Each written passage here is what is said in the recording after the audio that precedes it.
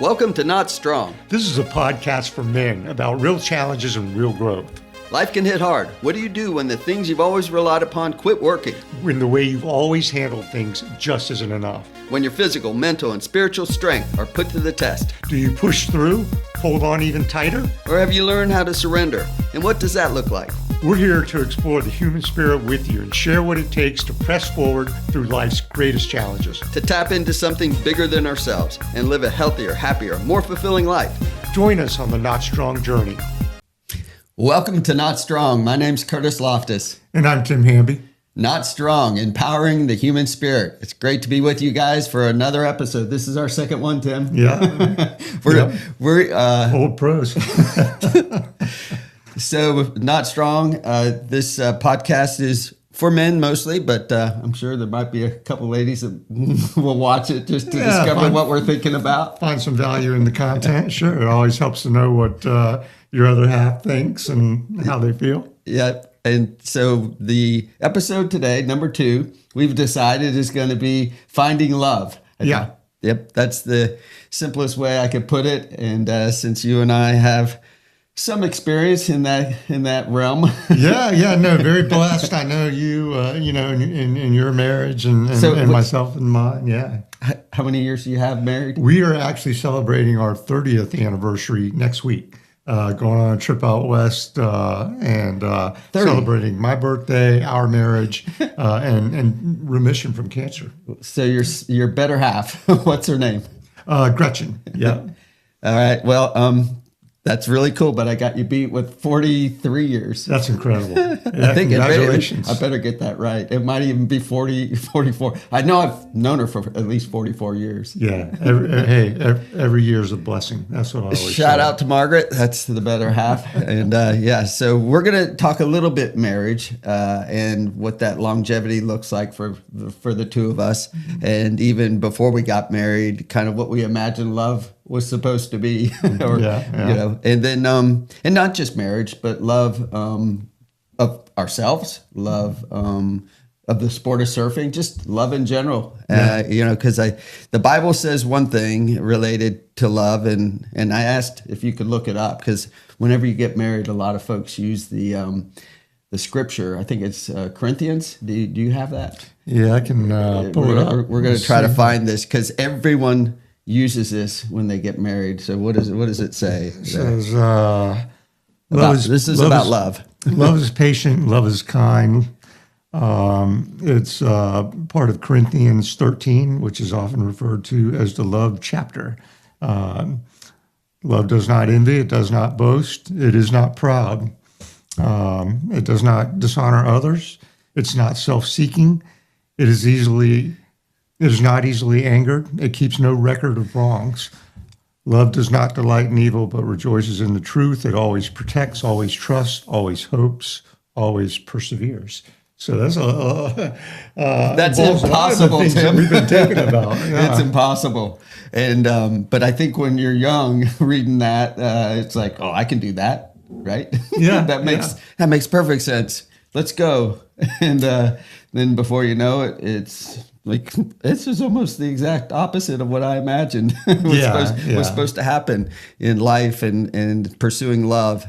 And wow, isn't that interesting? I just said pursuing love. That's like we're chasing it or something, right? Yeah, I did plenty of that when I was younger. And tell me this. Tell me how you met Margaret. How did that happen? Yeah. So Margaret and I met in St. Augustine, Florida, and that's pretty much where I grew up. I was an Army brat, and we moved all over the country until I was about 11. And then my parents divorced when I was, I think, 14. Mm-hmm. So there was about 3 years in St. Augustine where I was going to school and stuff, and everything seemed normal. And then all of a sudden, I'm a kid that's got no parent. Well, my mom raised us. My wonderful lady. Shout out to Claire. And so I lived in St. Augustine, grew up there, and really imagined myself staying near that area because of the ocean. I grew to love surfing, and I know. Yeah. I wanted to stay near the ocean. So, anyways, went to school in Texas for a brief time, came back, And while I was finishing at UNF, or just ahead of going to school at UNF, I met Margaret on St. George Street in St. Augustine. Yeah. I was what were you doing there? I was doing caricatures on St. George Street. Okay. Yeah, you're an artist. Yeah. And that was extra money for me. So I learned it's just a really kind of a simple way to go down to the St. George Street area. And this was in the day when you could literally, as an artist, set up on the street and just make some money. Yeah. So I was doing these caricatures, would store my equipment in the candy kitchen. And Margaret was I think making pralines in the candy kitchen at the time. Oh, wow. And finishing at Flagler College. And so there's this wonderful lady. I couldn't really tell because she was in a costume, but she would be always smiling, beautiful smile. She had these big Coke bottle glasses and this costume. And all I connected with when I'd be putting my art equipment up is this young lady in the back of the store, with this pretty smile. And eventually I had the guts to talk to her one day after putting my equipment up. And that's a whole long story why I was allowed to put my equipment, my drawing table and all this in the candy kitchen. But here we go. So I got up the nerve, went up and talked to her. And I'm maybe like 20, 21. And so we strike up a conversation, and she's just this wonderfully sweet young lady that seems interested in me. And I'm like, that already earns points because I'm this starving artist on St. George Street and I'm getting ready to go back to school. So we ended up going on a date. And this is my favorite part of the story because I had to pick her up at her house. She lived near St. George Street. She was living with her parents, finishing college. And when I go to pick her up for the date, she comes to the door her father comes to the door, of course. He wants to meet me. He wants to know who the heck this guy is. And then she comes to the door and she's out of the costume. So there's, it's a Spanish costume, it's really kind of a fake looking costume. It's the bonnet and the fluffy outfit. I just couldn't really tell anything about her in the store. Usually you're like attracted to someone because, oh my gosh, they've got the perfect body or the perfect, smile, whatever. So I just had her smile in her eyes a little bit and get to see her at the door, and she's in street clothes, but beautifully dressed, and she's just stunning. She's got this bleach blonde hair, and I was like, I've met Batgirl. I felt like I met Batgirl. You ever seen Batman? Where Batgirl? And I'm like stunned. And that was it. So we dated, and that's good. We married after about 10 months of dating, and that whole thing is another part of the story. But now that's my meeting Margaret, and I'm curious how you met Gretchen. Yeah, that's a real interesting story too. So I did 2 rounds of college, 2 trips through college. I went to UF to begin with. That was back in the 80s, and partied my way out of school. Wait, you partied your way out of school? I can't even imagine. That's I played around. I basically went to school there for probably 3 or 4 years and earned 2 years worth of credit. And by the time, and there's more to that story that I'll have to tell you about later, partly about why that happened. But I was playing around, didn't really take it serious. By the way, you're a good-looking man. What's that? You're a good-looking man. Have you heard that before? From my mom and my wife. Yeah, but no, seriously, I could almost see that part of your life. Yep. Yeah, so I was playing. Yeah, for sure. And so anyway, I left school and went into business, was in business for a few years, went out of business, and then trying to decide what was I going to do after that point. And at that point, I decided maybe I'd enter the service, become a Marine. I had a friend who was joining the Marines at the same time. He was a little younger than me. And so I went and talked to a recruiter and asked him about that. And if I figured if I was going to go into the service, I wanted to fly. And at that point, the recruiter told me, he said, I'm sorry, he said, but at your age, and I think I was like late 20s at this point, And he said, at your age, he goes, you're past the age for getting into the program to fly. So you could work on jets. I said, I don't want to work on jets. I want to fly them. And so anyway, he said no. And somebody else gave me a wise piece of advice. They said, well, you're thinking about joining the Marines. Why? And I was like, well, camaraderie and the fitness. And I think it'd be fun to serve the country. And, and they just said, well, look, just want to tell you, and this is my stepfather, Lee, who was telling me this. He said, if you're choosing to go into the service because you can't think of anything else to do, don't do it. And I've reflected on that, and I thought, that's a good point. Mm-hmm. And I thought maybe that's why I was. So I didn't do that and ended up deciding, okay, I got to go back and finish school. I got to get my ticket to the dance college degree.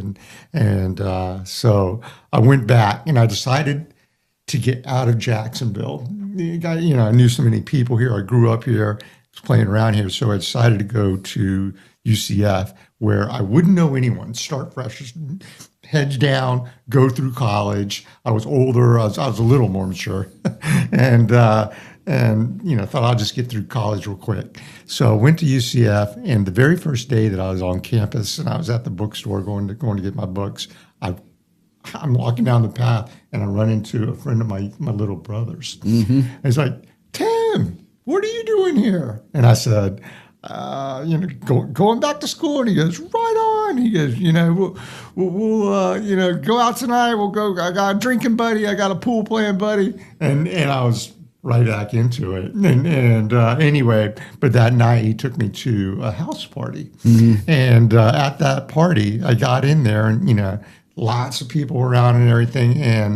And the first thing he says to me, hey, look around. If there's anybody you want to meet, I know them all. He goes, I'll introduce you. And so he, I scanned the room, and there was this one girl who was gorgeous, and she's in the bathroom. She's talking to a couple of guys. So I was worried she might have a boyfriend or something. And there was something about her, Kurtis, that looked now, because now I was older, right? Older 20s, and everybody theirs is young. They're in their early 20s, and she was too. Yeah. But there was something about her that looked more mature than the rest of the people around. Something about her, and I locked in on her. I said, who's that? And he goes, oh, that's Gretchen. She's so cool. You're gonna love her. I'm just telling you. She is cool, and he goes, yeah, this will be perfect. and so went and met her, and we started chatting, and she says, introduced myself, and she, said, well, where are you from? And she said, well, I'm from Jacksonville. And I said, no way. I said, I'm from Jacksonville. She said, well, what part? I said, Orange Park. And so I grew up in Orange Park. Well, good. And then we started going, well, do you know this person? Do you know that person? And we started connecting on different things. And then she asked one person, she goes, do you know Trey Chapman? He's my brother-in-law now.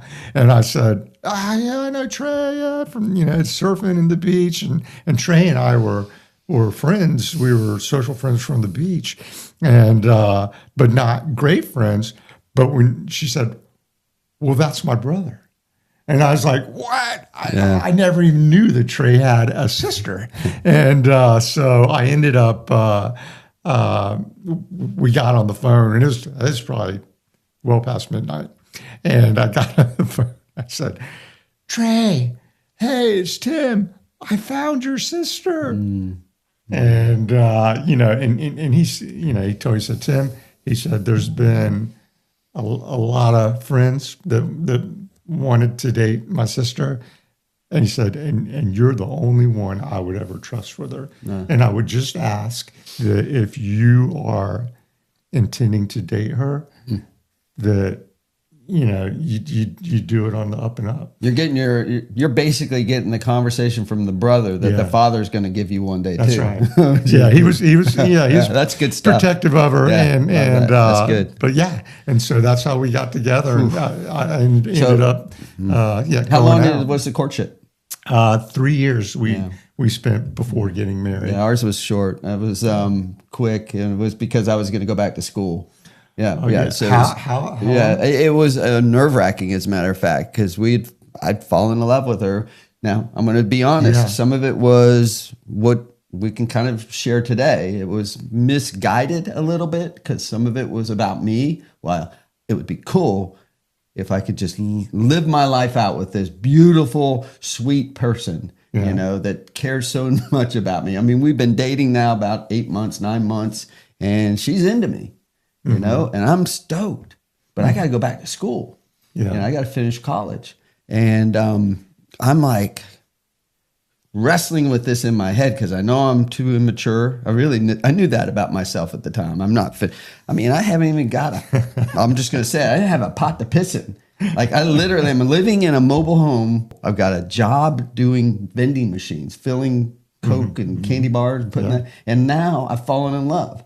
And I'm, you know, I have this car that's this old Honda Civic that's falling apart. Civic. Yeah.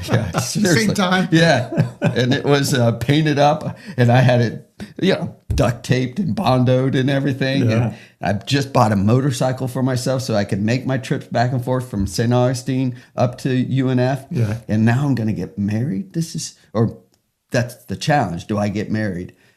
And I was nervous as all get out because I didn't want to lose her.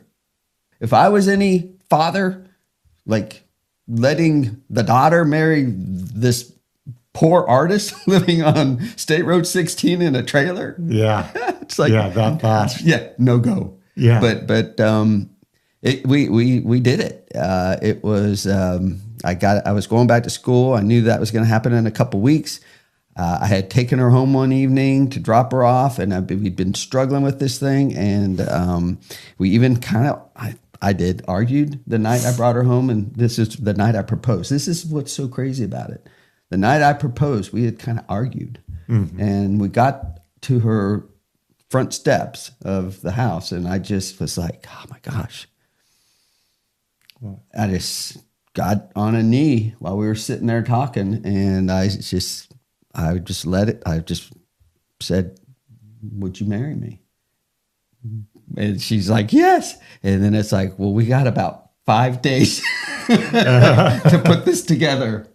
It was just, her father married us. He was a notary. He was a, police officer and a notary.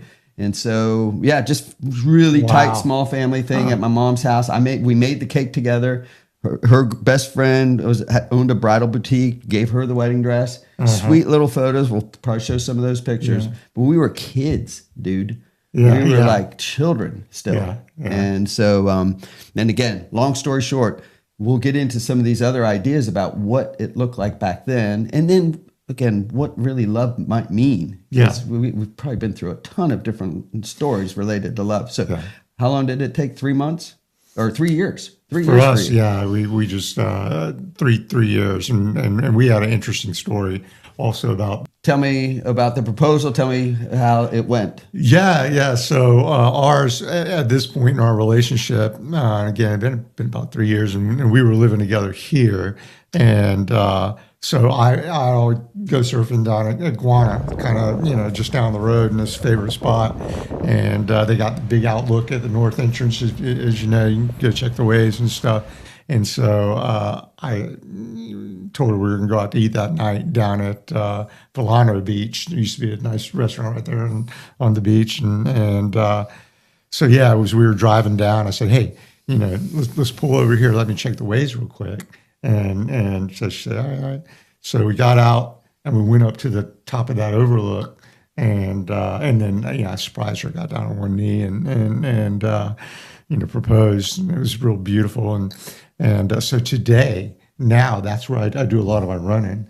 And it's a favorite photography place for photographers. You always see couples and families and wedding parties and different things out there. It's usually in the evening when I'm running or in the very early morning. And whenever I'm going up that boardwalk now and I'll see a couple coming, young couple, right, and, their hopes and future in front of them and stuff. And I always tell them when I'm passing by, and I'll be a sweaty mess. And I say, hey, this spot's got good mojo. Be careful. Yeah. Or I said, blessings. I proposed right up there, Nice. and 30 years ago, and we're still together. Nice. And so anyway, it's always a fun thing to tell the people there. Beautiful, beautiful. So, and now we both have kids. Yeah. Got two daughters, Kendall and Kaylin, the special Ks. I have two daughters too. We never got to call them special Ks, but this is going to be fun because I have Kirsten and Catherine. Oh my God! Isn't that crazy? I know there's something about us.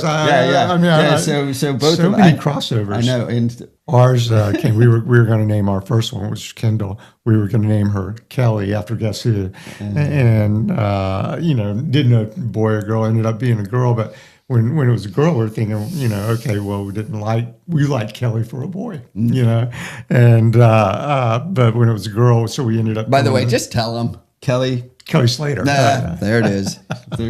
And by the way, not with a K. And but yeah, I always liked that name for a guy, but not as much for a girl. And we ended up naming her Kendall. And so then we had the other one. We wanted to keep that K in there. That's too funny. Good stuff. Kaylin. All right, so that's a connection and something that we can continue to share as we go through these podcasts.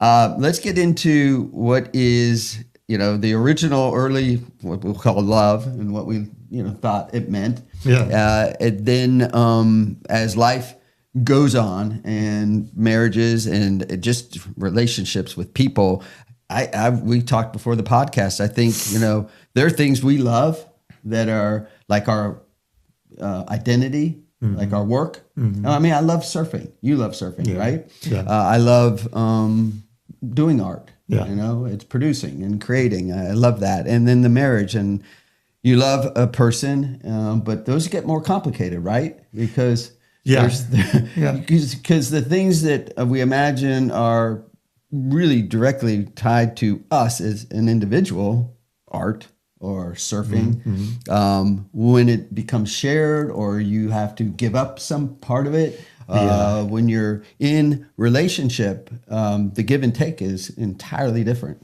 Yeah. And I mean, I've definitely been blessed in my marriage. And there was people who always, when the word marriage would come up, they'd roll their eyes or they'd let out a big sigh and say, you're going to have to, do.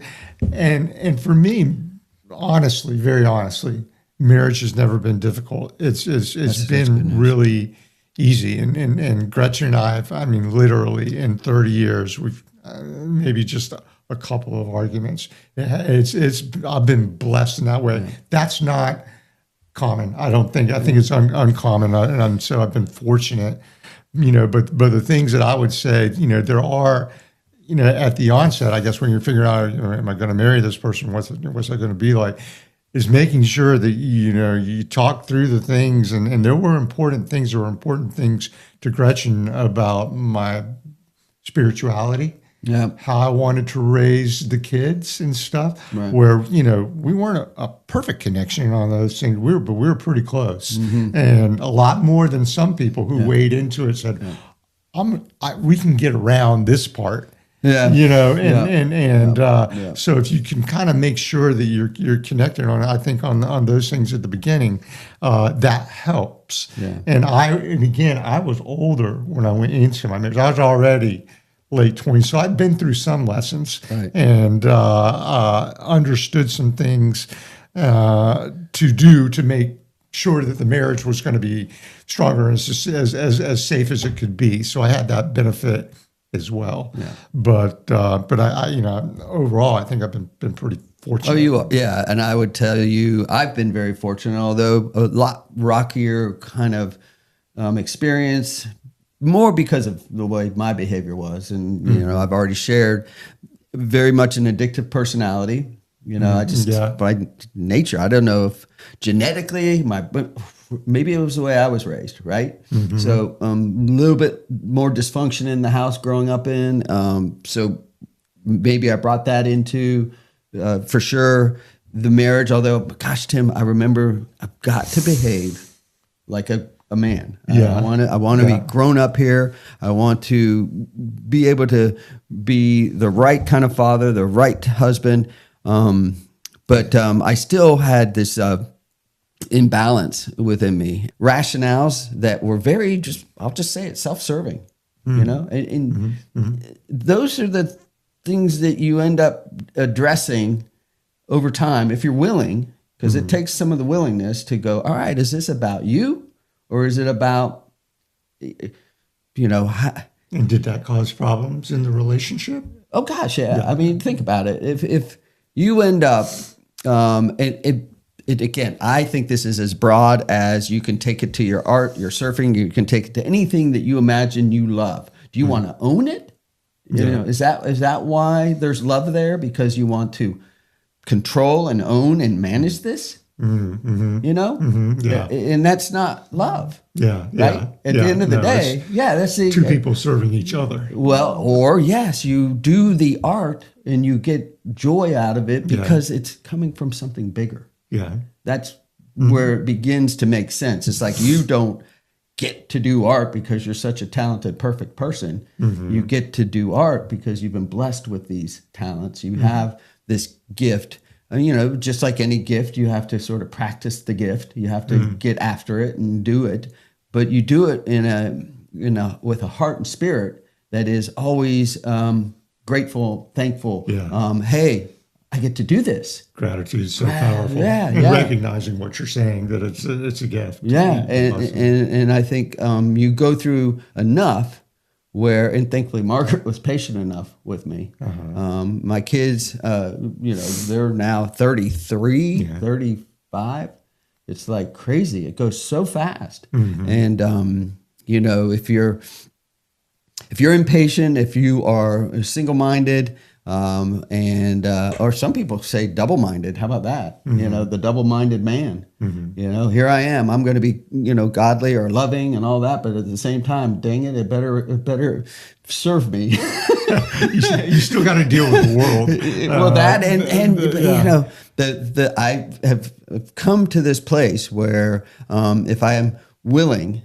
And I can be open about the things that are going on. And it's even to our most recent diagnoses, you know, with both of us sitting here physically capable. We feel strong, we feel able, but at the same time, we know, gosh darn it, something's quite ready to take us another direction.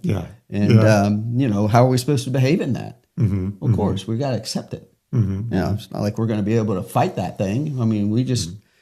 Isn't it interesting? We might be able to bring love into the story. It's, you know, it's interesting, you know, kind of what you're saying about the things that you love and you do that are part of your life, part of your identity, you know, heading into these relationships. And, you know, with me, it was, you know, a big thing that I knew. I was a surf addict and I was a travel addict. Those things were big. Gretchen and I built our business together. Later Margaret on, and I did the same thing after that. But when we were heading into that marriage, again, it's kind of one of the things that we discussed. And you know, what I told her was that, hey, look, you got to know this about me. I'm a surf addict and I'm a travel addict, and I like to go. And I said, and I would, you know, I would love nothing more than to do that with you throughout my life.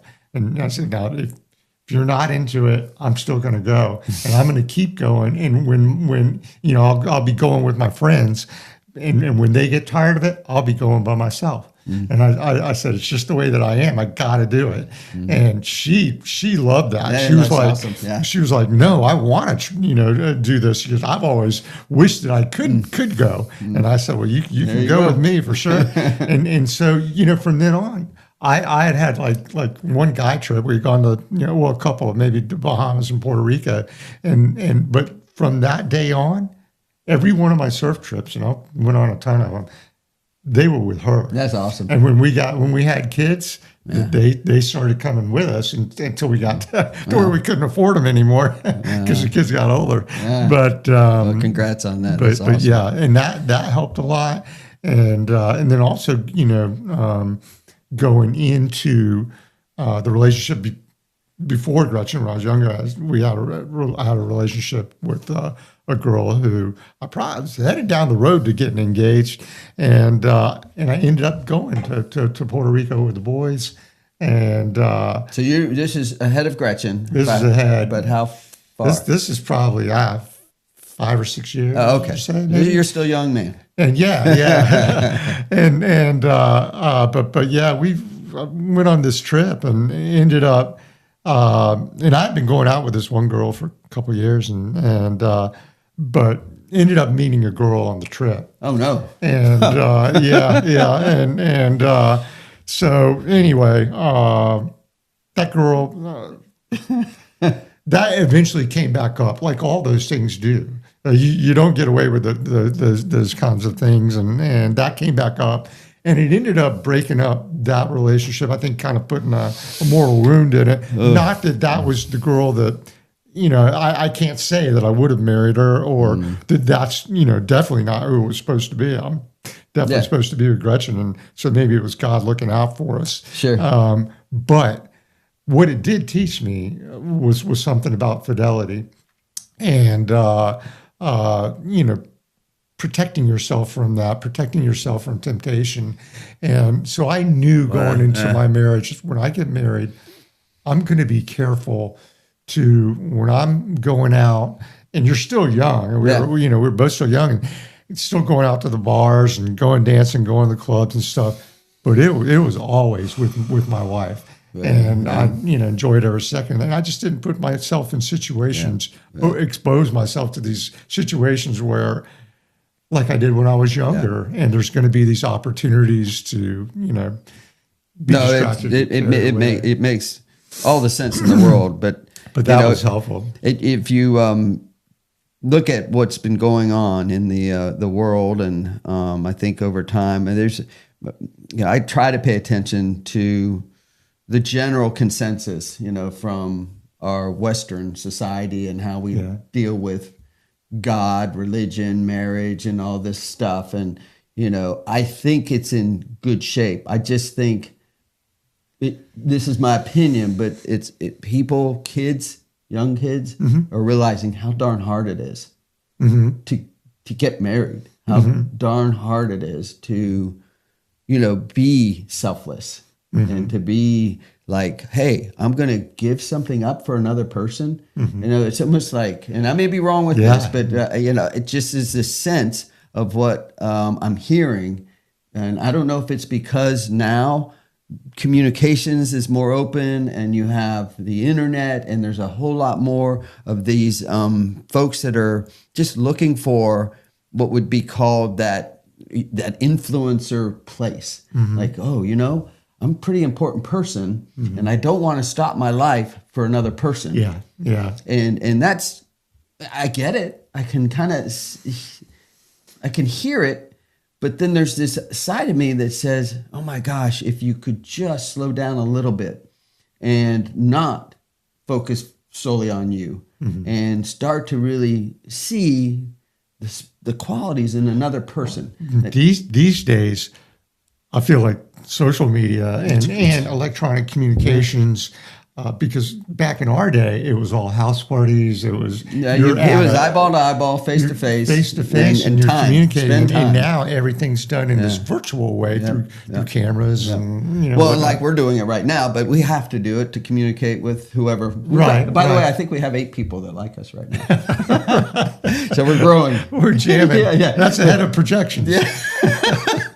But it is curious as the world deals with these devices and people are communicating a little differently and spending time. Like even with my daughters, I know for a fact that patience is still something that's hard to find. Yeah, and I'm not trying to throw, but we can watch a movie together, and it's an old movie, right? And or I can ask them to watch an old movie that I liked back in the day, like 20 years ago, and they're like, "Dad, forget it." Yeah, it's just it doesn't have the pace. It doesn't have the. I hear you. I know exactly what you're talking about. And you're just like, "Are you kidding? This old movie has such quality," and they're like, "No, Dad, it doesn't speak to me." Yeah. And you're like, "Okay, so what does speak to you?" And I get it. I'm not, the person that is directing any of this, but it's certainly really nice in this point in life to have someone and or have relationships that are really built on that servant heart, where you say, I am really interested in seeing just all the benefits and all the love and glory for this other person to be able to experience, because you get that from your children too, right? When you have kids, you learn that whether or not, again, you can address it and fully move through life being that great dad or that great husband, you're still, if you're sticking at it, you're learning as you go, and you're becoming more aware of what it means to serve another human being. And I got to tell you on that note, just brings to mind to me this whole past year of my life, right? With this cancer battle, stage 4 colon cancer, and at the onset of that, it damaged my kidneys, and I basically for 7 months last year had to wear 2 nephrostomy tubes, 2 holes in my back with tubes where urine would come out on both sides, and had the things strapped to me, and this until the cancer had reduced enough that they could, my kidneys would function properly and no blockage, and then they pulled them out. But last year was the hardest year of my life by far, and I've had a lot of challenges in life, a lot of ups and downs, but my God, I cannot imagine having gone through that alone or without Gretchen. Yeah. And she's a fantastic lady, great wife, caring, loving, all those things. But I felt God was working through her, for my benefit. That's what happens. Because it was such a humbling experience. Yeah. And you lay in bed with those things on either side, and she's having to clean these wounds each night. Yeah. And you are a vibrant man that is prideful, right? You're like, dude, now I'm in a place where I'm vulnerable, right? Dropping all the way to 142 pounds. Yep, and I feel afraid a little. Everything that's going on in your head and heart. If you are alone, my gosh, what a it reminds me. But the burden on her to take care of me, and the opportunities. But I think that's you saying. And by the way, we're going to do better. I cut you off. I don't want to cut you off, but I also feel like that's in your head and heart burden. Her servant, and so when she gets to do that, that's joy. Yes, in a strange way. So. It's like look. And Margaret, had a heck of a lot more of those qualities, has a heck of a lot more of those qualities. Here's the weird one for you. I used to get bothered by that. I know. What? Yes. In what way? Well, because I thought there was this, I won't call it enabling, but there's this thing going on where you're like, hey, stop, because someone may take advantage of that. Someone may use that to their own benefit. When you lean in and become a helpmate, and sometimes you just do it, and it's like, some people will go, are you kidding? You're going way overboard on the helpmate. It's like, I'm just saying, there are people that will take advantage of that in this world. Yep. They'll expect it, and I didn't want to. I didn't want to expect that from my wife. I wanted, in my head, I was like, you need to be stronger. You don't have to do these things, Maybe it will influence how we raise our children, and they may learn certain things. They got to, for me, it's like, you got to learn on your own. You got to drive, you got to make your mistakes. You got to, it's like fight, and get through life. Do it on your own, not on your own, but stand up and take the bullets. And the other person's there. That's interesting. Yeah, I'll put the Band-Aids on the person taking the bullets because I love, and that was the servant heart. And that's who she is. And I think she, probably from the time she was a little girl with her own family, structure, learned some of these qualities, which are, and she's just a sweet girl. So, or lady, but it's just curious because I became, I won't say resentful, but there was something about that that started to bother me until I realized, Kurtis, you are a fool. What are you doing in this relationship? That was part of my challenge for 15 years, 10 to 15 years. And that's how long it took for me to go through the alcoholic period of my life and to address problems and issues that go all the way back to the time probably when I was a kid, mad at my dad or something, whatever I wanted to blame it on. When we, before we were getting married, and I was back at that second round of college, and I'd met my younger brother's friend who became my best friend, and he's gone now due to addiction, depression. Sorry about that. Yeah, a great friend. So such a good guy. But he and I and others were playing around a lot at that time. Still in college, I dropped right back into it. I was like, back at the second round of school, and so we would be out drinking a lot, and we got to know these guys who owned this pool hall, and they would just set us up every time we come in there, and we would drink the place down until 2 a.m. And it was actually Gretchen, and we did have some spats, usually over jealousy or something stupid like that, which was a weakness of mine back then. And, I had that, but we had a talk back then, and she basically told me if we were going to continue our relationship, that I was going to have to stop that. And she said something that really opened up my eyes at the time, which was that, we were playing around, all this drinking and stuff. And she tells me at the end of one night, she said, Tim, she said, you're older than these people. You should be leading them.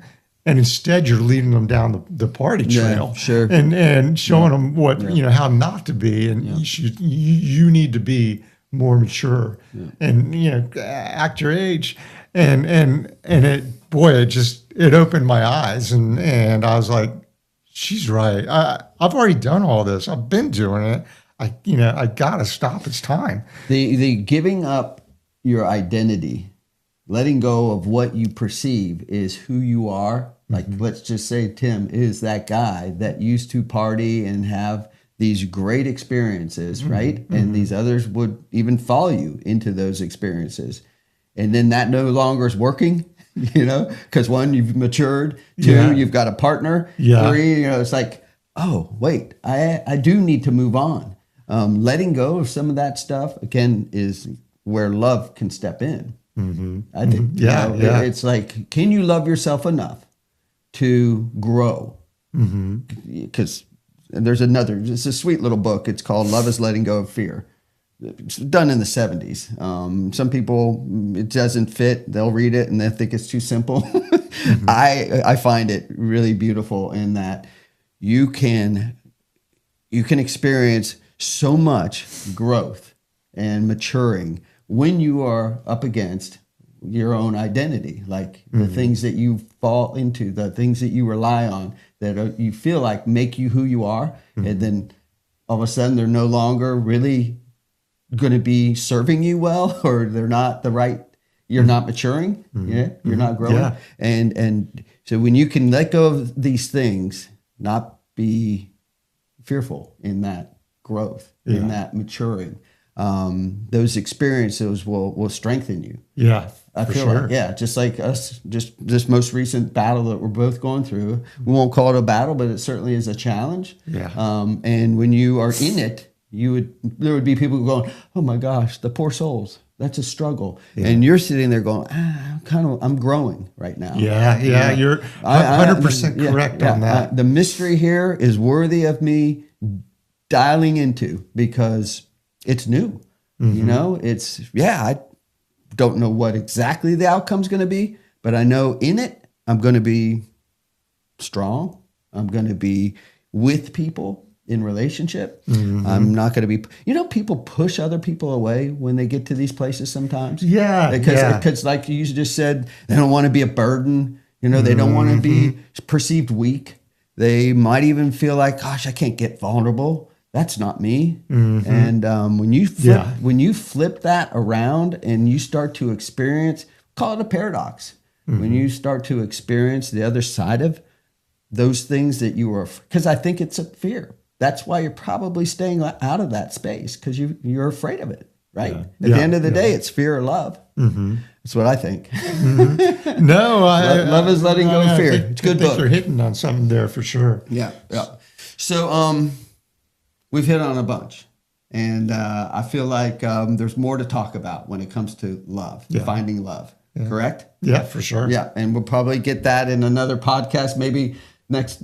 We're going to keep bouncing around too. We like this organic little approach that we have, right? Yeah. And we were able to share a bunch of photos of our families and our backstory, and hopefully you enjoyed some of what you got to see out there. Share our podcast with others, and so they can see who we are and what this Not Strong, Empowering the Human Spirit is all about. Yeah, just again, really hope that everything that we're sharing provides some insight or inspiration or benefit and blessings to everyone out there. Right over here. So thank you, Tim. I'm Kurtis Loftus, Tim Hamby. This has been Not Strong, Empowering the Human Spirit. Get after it.